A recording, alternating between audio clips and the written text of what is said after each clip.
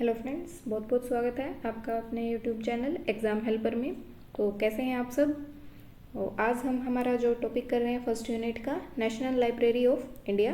पहले जो हमने टॉपिक किया था वो national digital library of India किया था और ये हमारी है नेशनल लाइब्रेरी ऑफ इंडिया। ठीक है, इंडिया की जो नेशनल लाइब्रेरी है उसके बारे में पढ़ रहे हैं। तो चलिए बिना देरी के स्टार्ट करते हैं। हमारे सबसे पहले नेशनल लाइब्रेरी के बारे में जानते हैं कि नेशनल लाइब्रेरी क्या है और कहाँ से कैसे क्या इसकी शुरुआत हुई है। ठीक है, तो नेशनल लाइब्रेरी है वो इसकी शुरुआत हुई थी 1948 में और इसका मुख्यालय कहाँ है? कोलकाता, पश्चिम बंगाल में। ठीक है, पश्चिम बंगाल कोलकाता में इसका हेडक्वार्टर है और ये मिनिस्ट्री ऑफ कल्चर डिपार्टमेंट है, उसके अंतर्गत आता है। तो कोई भी डिपार्टमेंट है वो किसी न किसी जो ऑर्गेनाइजेशन है वो किसी डिपार्टमेंट के अंतर्गत आती है। तो जो हमारी नेशनल लाइब्रेरी है वो मिनिस्ट्री ऑफ कल्चर डिपार्टमेंट के अंतर्गत आती है। ठीक है, और 1948 में क्या है, नेशनल लाइब्रेरी की शुरुआत, इसका नाम बदल दिया गया था, लेकिन इसकी हिस्ट्री क्या है उसके बारे में जानते हैं कि जो लाइब्रेरी है वो तो 1948 में नहीं बनी। लाइब्रेरी तो काफ़ी पहले से ही शुरू हो चुकी थी, लेकिन इसको नाम चेंज करके इंडिया की जो नेशनल लाइब्रेरी है वो 1948 में इसको बनाया गया था। ठीक है, उससे पहले जो हमारा देश था वो अंग्रेज़ों के शासन में चलता था। गवर्नमेंट जो होती थी वो ब्रिटिश गवर्नमेंट होती थी।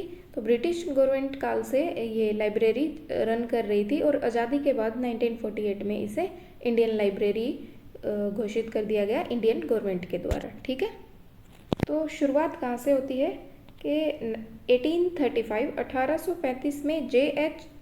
स्टोकलर जो यूके के एक लाइब्रेरियन थे, लाइब्रेरीज में रुचि रखने वाले पर्सन थे, तो वो इंडिया आते हैं अपने एक फ्रेंड के पास। फ्रेंड का नाम क्या है? F.P. स्ट्रैंग। वो अपने दोस्त F.P. स्ट्रैंग से मिलने के लिए इंडिया आते हैं। कौन? J.H. स्टोकलर। और वो जो लाइब्रेरीज़ के बारे में अपने फ्रेंड को बताते हैं कि लाइब्रेरीज जो यूके में है इस टाइप से रन हो रही हैं, ये फ़ायदे हैं। उन्होंने जो लाइब्रेरीज हैं उनके बारे में बहुत सारी एडवांटेजेस अपने फ्रेंड को बताई। तो उनके जाते ही जो F.P. स्ट्रैंग है उन्होंने सोचा कि वो भी एक लाइब्रेरी को खोल दे। तो उन्होंने क्या है, अपने घर पर ही एक लाइब्रेरी की शुरुआत कर दी। ठीक है, तो कब की? 1835 में अपने घर पर ही लाइब्रेरी की शुरुआत की F.P. स्ट्रैंग ने। ठीक है, अब घर पर लाइब्रेरी उनको सूटेबल नहीं लगी, जगह की कमी के कारण या फिर जो भी उनके इशू था उसके कारण उन्होंने क्या है, 21 मार्च 1836 में जो अपने घर पे लाइब्रेरी थी उसको फोर्ट विलियम कॉलेज जो कॉलेज था उसकी लाइब्रेरी में लाइब्रेरी को ट्रांसफ़र कर दिया। ठीक है, फोर्ट विलियम कॉलेज था उसकी लाइब्रेरी में अपने घर पे जो J.H. स्टोकलर ने अपनी लाइब्रेरी बनाई थी उसको ट्रांसफ़र कर दिया। और जो वहाँ पर उस टाइम लाइब्रेरियन थे वो थे W.H. सिटेसी और असिस्टेंट जो लाइब्रेरियन थे वो थे प्यारे चंद्र मिश्रा। ठीक है, तो यही उस लाइब्रेरी के लाइब्रेरियन और असिस्टेंट लाइब्रेरियन रहे जो फोर्ट विलियम कॉलेज में उस लाइब्रेरी को ट्रांसफ़र किया था F.P. स्ट्रैंग ने। ठीक है, तो क्वेश्चन ये हो सकता है कि फर्स्ट जो फोर्ट विलियम कॉलेज है उसके लाइब्रेरियन और असिस्टेंट लाइब्रेरियन कौन थे? ठीक है, तो W.H. सिटेसी एंड प्यारेचंद मिश्रा जी। अब एक विद्वान, एक युवक आते हैं, द्वारकानाथ टैगोर जी। ठीक है, ये उस टाइम के एक सेठ होते थे, या फिर ऐसे कह लीजिए कि उनको लाइब्रेरीज़ में बहुत ज़्यादा, लाइब्रेरीज़ को बढ़ावा देने के लिए उनकी बहुत ज़्यादा रुचि थी। तो उन्होंने उस समय में अपने 300 रुपये का दान दिया। किसको? फोर्ट विलियम कॉलेज की लाइब्रेरी को 300 रुपये का दान देके वो एक पूर्ण अधिकारी या फर्स्ट जो स्वतंत्र अधिकारी वहाँ के बन गए। ठीक है, तो फर्स्ट जो पूर्ण अधिकारी बने थे वो कौन बने थे? द्वारकानाथ टैगोर जी, फर्स्ट पूर्ण अधिकारी। ठीक है, पहले पूर्ण अधिकारी बन गए थे Dwarkanath Tagore ji fort William library के। आगे देखते हैं। अब ये लाइब्रेरी ठीक है अच्छे से रन कर रही थी कुछ सालों तक, तो फिर एक टाइम पीरियड आता है 1891 का, 1891 का, जिस टाइम पे जो लॉर्ड कर्जन थे वो भारत के गवर्नर जनरल के रूप में स्थापित थे। तो उन्होंने क्या किया, 1891 में जो पुस्तकालय हैं, सचिवालय पुस्तकालय हैं, उनको मिलाकर एक इम्पीरियल लाइब्रेरी की स्थापना कर दी।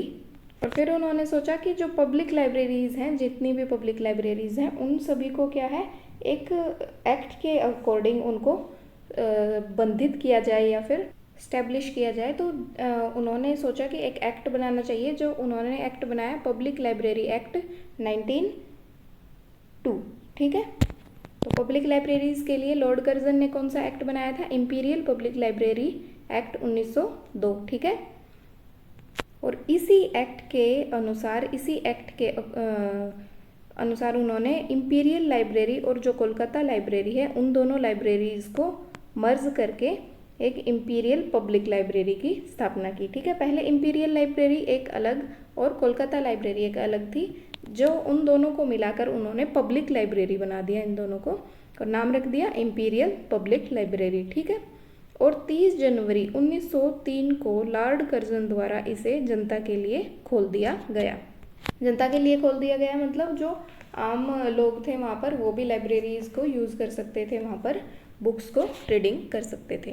तो इसमें इम्पोर्टेंट हो जाता है कि जो इम्पीरियल लाइब्रेरी है उसकी स्थापना किस एक्ट के अकॉर्डिंग हुई, इम्पीरियल पब्लिक लाइब्रेरी एक्ट 1902 के अकॉर्डिंग। और इम्पीरियल पब्लिक लाइब्रेरी को जनता के लिए कब खोला गया था, 30 जनवरी 1903 को। ठीक है, नेक्स्ट करते हैं। अब क्या कहानी बनती है कि 1903 से लेके 1947 तक लाइब्रेरी पीसफुल आराम से रन कर रही थी। फिर क्या है, भारत आज़ाद हो गया 1947 में। तो 1947 में आज़ाद होने के बाद 1948 में जो एक अधिनियम बनाया गया, चेंज ऑफ नेम एक्ट 1948। ठीक है, चेंज ऑफ नेम एक्ट 1948 की अनुसूची 7 और अनुच्छेद 62 के तहत इम्पीरियल पब्लिक लाइब्रेरी का नाम बदल के नेशनल लाइब्रेरी ऑफ इंडिया कर दिया गया, और इसका मुख्यालय जो है कोलकाता ही रहा। तो ये इसकी यहाँ तक हिस्ट्री हुई जो भी हमने देखी थी। Kolkata public library, imperial public library और कोलकाता पब्लिक लाइब्रेरी दोनों को मिला के इम्पीरियल लाइब्रेरी की स्थापना की गई, और फिर आज़ादी के बाद इम्पीरियल जो पब्लिक लाइब्रेरी थी उसका नाम चेंज करके नेशनल लाइब्रेरी ऑफ इंडिया कर दिया गया। तो ये कन्फ्यूज़न नहीं होनी चाहिए कि इम्पीरियल लाइब्रेरी अलग थी और जो नेशनल लाइब्रेरी है वो अलग थी। इम्पीरियल पब्लिक लाइब्रेरी का नाम ही चेंज करके आज़ादी के बाद नेशनल लाइब्रेरी ऑफ इंडिया किया गया था। और इसका नाम किस एक्ट के अकॉर्डिंग किया गया था, वो एक्ट है चेंज ऑफ नेम एक्ट 1948, जिसकी अनुसूची 7 है और अनुच्छेद 62 है। ये इंपॉर्टेंट हो जाते हैं क्योंकि पूछा जा सकता है आपसे ये सेम, कि जो इम्पीरियल पब्लिक लाइब्रेरी एक्ट है, लाइब्रेरी थी, उसका किस एक्ट के अकॉर्डिंग नाम चेंज किया गया, उसकी अनुसूची क्या थी और अनुच्छेद क्या था। ठीक है, और मुख्यालय जो नेशनल लाइब्रेरी का है वो कोलकाता, उस टाइम भी कोलकाता था और आज भी कोलकाता ही है।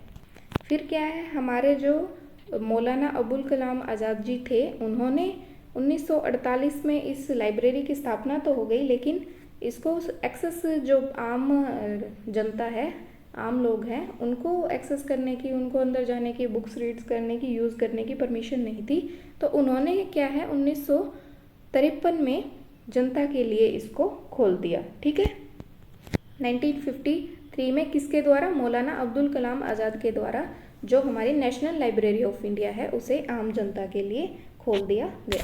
ठीक है, नेक्स्ट देखते हैं। नेक्स्ट है 1954, 1954 में डिलीवरी ऑफ बुक्स एक्ट के अंतर्गत इसे डिपॉजिटरी घोषित कर दिया गया।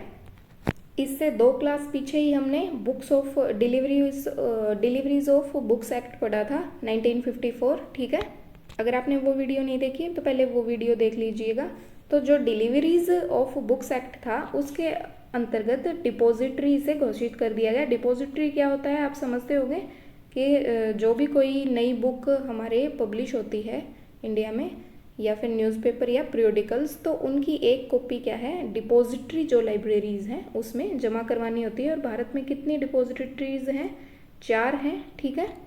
तो उन चारों में प्रत्येक में एक एक कॉपी को क्या है, जमा करवाना पड़ता है इस डिलीवरीज ऑफ बुक्स एक्ट के अंतर्गत, अनिवार्य है। अगर नहीं करवाओगे तो पेनल्टी लगेगी, ठीक है। तो एक्ट तो 1954 था, लेकिन डिपॉजिटरी से घोषित किया गया था 1955 में। 1955 में 3 जो लाइब्रेरीज थी उनको डिपॉजिटरी घोषित किया था, जिसमें एक तो ये हमारी नेशनल लाइब्रेरी ऑफ इंडिया ही है, और दूसरी है रॉयल एस्थेटिक सोसाइटी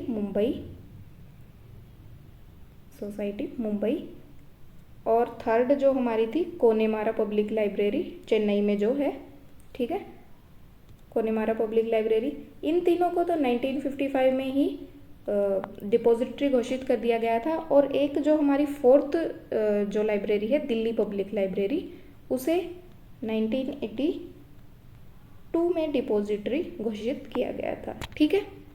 तो 4 डिपॉजिटरी क्लियर हो गई, कौन सी है हमारी। तो 1955 में 1954 डिलीवरीज ऑफ बुक्स एक्ट के अकॉर्डिंग इनको घोषित किया गया था। और ये लाइब्रेरी जो नेशनल लाइब्रेरी ऑफ इंडिया है, ये साल के 362 दिन खुली रहती है। और 3 दिन हॉलीडेज होते हैं, वो कौन से होते हैं, जो हमारे राष्ट्रीय हॉलीडेज होते हैं, नेशनल हॉलीडेज हैं, वो कौन से हैं, 26 जनवरी है, 15 अगस्त है और 2 अक्टूबर, ठीक है। बाकी ये साल के 362 दिन ओपन रहती है, कोई छुट्टी कुछ नहीं होती है। कभी भी यहाँ पर जाके बुक्स को पढ़ सकते हैं, न्यूज़पेपर्स पीरियोडिकल्स को देख सकते हैं, ठीक है। और अगर आपने मेंबरशिप ली है तो आप इशू एंड रिटर्न्स भी करवा सकते हैं, ठीक है। नेक्स्ट है सोर्स ऑफ फाइनेंस। अब एक लाइब्रेरी को चलाने के लिए वित्त की, पैसों की ज़रूरत भी होती है। तो जो हमारी नेशनल लाइब्रेरी ऑफ इंडिया है, इसको वित्त कहाँ से प्राप्त होता है, इसके लिए वित्त की सुविधा कैसे की जाती है, तो उसके बारे में पढ़ते हैं। और लगभग हर पब्लिक लाइब्रेरी में मेनली यही होते हैं, एक सदस्यता शुल्क। आप कोई भी अगर लाइब्रेरी में मेंबर बनना चाह रहा है तो उसके लिए कुछ फ़ी पे करनी पड़ती है, तो वो सदस्यता शुल्क, मेंबरशिप फीस, ठीक है। अतिदेय शुल्क केंद्र और राज्य सरकार द्वारा जो जैसे लाइब्रेरी सेस होते हैं, तो केंद्र सरकार द्वारा बजट में लाइब्रेरीज के लिए भी अलग से कुछ फाइनेंस है वो निकाला जाता है। तो केंद्र और राज्य सरकार द्वारा जो हेल्प की जाती है वो भी एक क्या है, सोर्स ऑफ फाइनेंस है। बैंक से प्राप्त ब्याज, बैंक से प्राप्त ब्याज क्या है कि जैसे जो लाइब्रेरीज हैं, कोलकाता की हमारी ये जो नेशनल लाइब्रेरी है, उस लाइब्रेरी का अपना एक फंड होता है जिसको बैंक में एफडी, फिक्स डिपॉजिट करवा के जमा करा दिया जाता है। तो उसका साल दर साल क्या है, ब्याज आता रहता है। तो वो बैंक से जो ब्याज प्राप्त होता है वो भी सोर्स होता है एक इनकम का। कोई दान या अनुदान कर दिए जाए, और रद्दी की बिक्री, जो लाइब्रेरी में डेली कुछ ना कुछ रद्दी निकलता रहता है, तो उनको बेच के जो क्या है पैसे मिलते हैं। और प्रकाशनों की बिक्री और अन्य अनुदान, अदर कोई अनुदान हैं, अन्य कोई दान दिया जाता है या फिर कुछ इनकम आती है, तो वो सब क्या है, सोर्स ऑफ फाइनेंस एक लाइब्रेरी के। नेक्स्ट देखते हैं। नेक्स्ट है हमारा ऑब्जेक्टिव क्या है लाइब्रेरी का, उद्देश्य क्या है। हर लाइब्रेरी का उद्देश्य क्या होता है कि ज्ञान को संग्रहित करना और आने वाली पीढ़ियों के लिए अपने यूजर्स को ज्ञान का प्रसारण करना, ठीक है। तो नेशनल लाइब्रेरी ऑफ इंडिया का भी ऑब्जेक्टिव क्या है, आने वाली भावी पीढ़ियों के लिए ज्ञान का संग्रहण करना और उनको ज्ञान उसे प्रसारित करना, ठीक है, अपने यूजर्स को। नेक्स्ट है हमारा मेंबरशिप।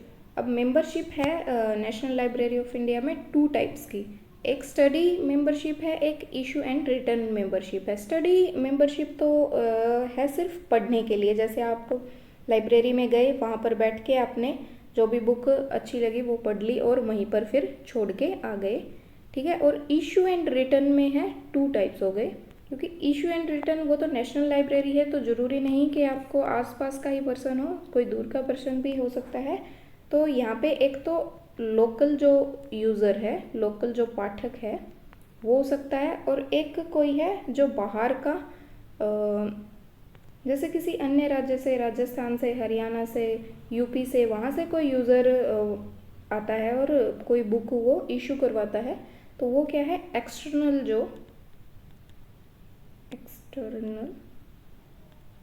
यूज़र, ठीक है। तो जो लोकल यूज़र है वहाँ का, उसको जो बुक है वो इशू कर दी जाती है और उसको रिटर्न करने के जो पॉलिसी है वो 14 डेज़ की है, ठीक है। और जो एक्सटर्नल यूज़र है उसको 21 डेज़, ठीक है। तो इसका मतलब क्या है कि अगर वहाँ का लोकल यूज़र है तो उसको बुक वो इशू करवा के ले जाता है, तो 14 दिन के अंदर अंदर उसको क्या है, बुक को वापस रिटर्न करवा के जमा करवाना होता है लाइब्रेरी के अंदर। अगर ऐसा नहीं करता है तो पेनल्टी लगती है। पेनल्टी के भी उनका क्राइटेरिया है कि कितने दिन पे कितने पर डे के हिसाब से कितनी रुपीज़ की अमाउंट जो है वो लगेगी। और एक्सटर्नल जो यूज़र है, जो राज्य से बाहर की जिसकी मेंबरशिप है, तो वो क्या है, 21 दिनों के अंदर अंदर बुक को जमा करवाना होता है। अगर वो भी नहीं कराएगा तो उसकी भी फिर पेनल्टी लगती है, ठीक है। एंड स्टडी है, सिंपल है, वहाँ पर कोई यूज़र आया और वो बैठ के पढ़ ली और फिर वहीं पे बुक को छोड़ के चला गया। नेक्स्ट डे ऐसा हो सकता है भाई अपने बुक को अलग से संभाल के रख दिया, नेक्स्ट डे आके वहीं पे उस बुक को वापस कंटिन्यू कर ले, लेकिन बुक्स को साथ नहीं लेके जा सकता स्टडी में, मेंबरशिप में। और इशू एंड रिटर्न में साथ लेके जा सकता है। वो आपकी वेरी करती है कि आप किस टाइप की मेंबरशिप से बिलोंग करते हैं, ठीक है। नेक्स्ट है इम्पीरियल लाइब्रेरी के जो लाइब्रेरियंस हैं उनके बारे में पढ़ते हैं। तो जो इम्पीरियल लाइब्रेरी बनी थी, कोलकाता लाइब्रेरी और इम्पीरियल लाइब्रेरी को मिला के इम्पीरियल पब्लिक लाइब्रेरी, तो उसके जो फर्स्ट लाइब्रेरियन थे वो कौन थे, जॉन मैकफार्लेन, जो 1901 से 1906 तक लाइब्रेरियन रहे थे। और भारतीय पहले जो लाइब्रेरियन बने थे वो हरिनाथ दे, ठीक है, जो 1907 से 1911 तक लाइब्रेरियन रहे थे इम्पीरियल पब्लिक लाइब्रेरी में। और लास्ट जो लाइब्रेरियन थे, लास्ट इसका मतलब ये है कि उसके बाद 1947 के बाद तो इसका नाम चेंज करके इम्पीरियल लाइब्रेरी को नेशनल लाइब्रेरी ऑफ इंडिया कर दिया गया था। तो इम्पीरियल लाइब्रेरी के अकॉर्डिंग जो हमारे लास्ट लाइब्रेरियन थे वो KM आसादुल्ला थे, जो 1930 से 1947 तक लाइब्रेरियन रहे थे। इनके बीच में एक ही लाइब्रेरियन और आता है जिसका नाम है JS चपमन, ठीक है, जो कि लाइब्रेरियन रहे थे 1911 से 1930 तक, ठीक है। तो मेन 1900 से 1947 तक 4 लाइब्रेरियन थे, जॉन मैकफार्लेन, हरिनाथ डे, JS चंपमन और लास्ट थे KM आसादुल्ला, ठीक है। उसके बाद हम नेक्स्ट जो करेंगे वो कल की क्लास में करेंगे। आज की क्लास यहीं पे ख़त्म करते हैं क्योंकि टॉपिक ज़्यादा लंबा है और वीडियो बहुत ज़्यादा लंबी हो जाएगी। तो हाफ जो हम हमारी क्लास है उसको कल कंटिन्यू करेंगे कल की वीडियो में, जिसमें हम फिर नेशनल लाइब्रेरी के जो आने वाले जितने भी लाइब्रेरियंस हैं, डायरेक्टर जनरल्स हैं, उन सब के बारे में पढ़ेंगे। तो बहुत सारा मतलब याद करने का कंटेंट है, इस पूरी यूनिट में ही याद करने का थ्योरेटिकल कंटेंट बहुत ज़्यादा है। तो आप साथ ही साथ या तो नोट्स बना लीजिए और फिर उनको 1-2 बार रीड कीजिए, जिसके कारण आपको याद हो जाएगा। और कंटेंट ज़्यादा है, याद करने का ज़्यादा है, लेकिन इसमें से एज इट इज़ ही क्वेश्चन आएंगे, ज़्यादा कुछ ऐसा समझने वाला नहीं है। तो आपको ये याद करना पड़ेगा, चाहे रटो चाहे याद करो, कुछ भी करो, 2-4 बार रीडिंग करो तो ऑटोमेटिकली आपको याद हो जाएगा। तो आज की क्लास यहीं फिनिश करते हैं। कल नेशनल लाइब्रेरी है, उसके लाइब्रेरियंस और डायरेक्टर जनरल्स के बारे में पढ़ेंगे, ठीक है। So thank you, have a nice day. बाकी क्लास कल करते हैं।